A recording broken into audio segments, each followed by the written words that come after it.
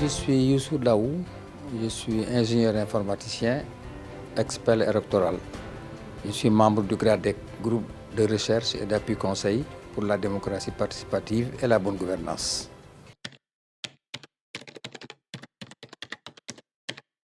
Le fichier électoral est un élément extrêmement important dans l'organisation d'élections. Partout où on organise des élections, il faut avoir un fichier. Mais qu'est-ce que c'est que le fichier électoral?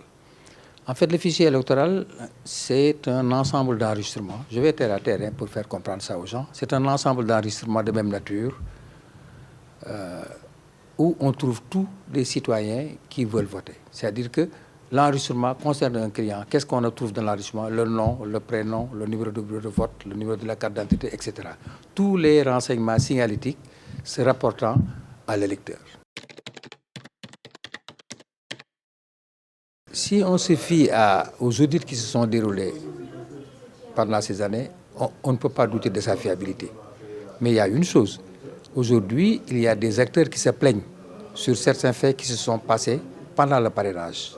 C'est-à-dire des électeurs qui ont parrainé et qui ont été rejetés. Je dis et je répète, si la saisie des informations du parrain est bonne et qu'on nous dit qu'il ne trouve pas dans le fichier, ça veut dire qu'on l'a enlevé dans le fichier et de façon anormale.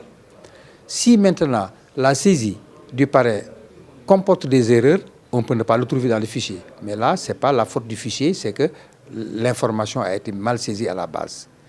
Mais je dis que si ce que les acteurs reprochent au fichier sont avérés, il faut aller les vérifier aussi quand même. Je dis qu'il y a une manipulation du fichier et ce n'est pas bon. Il faut revenir sur cela.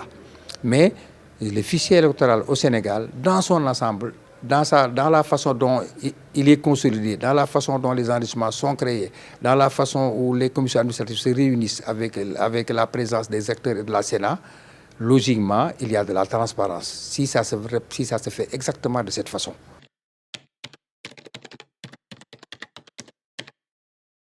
Le fichier, d'après les textes, devrait être accessible au fichier à la veille d'élection. Mais chaque fois que les acteurs demandent d'accéder au fichier, on leur dit qu'on n'a pas encore un arrêté pour mettre les fichiers. Et c'est là également où il y a des discussions. Jusqu'à présent, à ce que je sache, les fichiers n'étaient pas encore accessibles par les acteurs à la veille des élections. Donc, c'est un problème.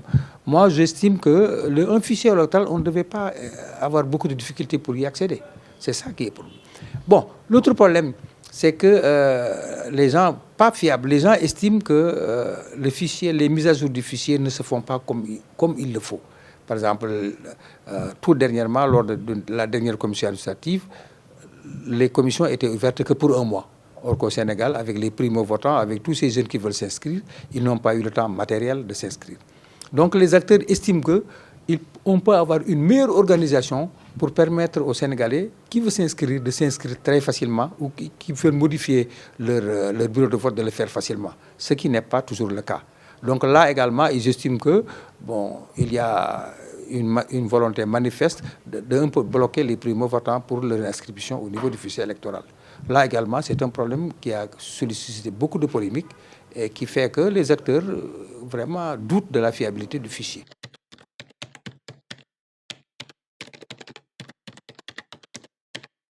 Ils ont raison, parce que le fichier détenu par la Sénat, le fichier figé avant élection, détenu par la Sénat, devrait être exactement le même que celui détenu par la DAF, ce qui n'est pas le cas.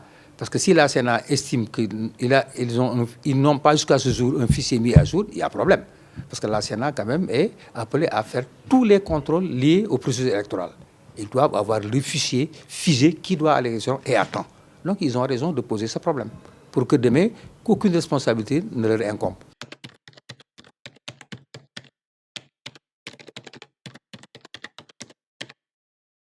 Le programme de conséquence n'est pas très compliqué. C'est prendre l'enregistrement, les informations qui sont contenues dans les clés, aller les comparer avec les fichiers pour voir si c'est conforme ou pas. Si ce n'est pas conforme, il les rejette. C'est tout. Maintenant, tout est autour du fichier. Si les fichiers qu'ils reçoivent n'a pas tous les électeurs, mais si je dis, mais vous avez beau être dans une clé, mais on va comparer l'enrichissement qui est sur la clé et les fichiers, on dira qu'on ne vous trouve pas. Ou bien, au niveau de la saisie du parrain dans la clé, qu'il y ait une erreur. Là également, c'est rejeté. Ou bien que ça soit également un doublon. Là également, si le logiciel du Conseil constitutionnel est programmé en fonction de la loi, s'il reçoit un fichier qui n'est pas bon, il n'y peut rien du tout. C'est que si M. Fall ou M. Daou n'est pas dans les fichiers, si je parraine quelqu'un, mais on dira que M. Daou n'est pas dans les fichiers. Et pourtant, j'ai ma carte et je suis vraiment électeur. Bon, ça, ce sont les acteurs qui se plaignent. Mais ça, c'est des choses à vérifier. Si c'est le cas, je trouve que c'est grave.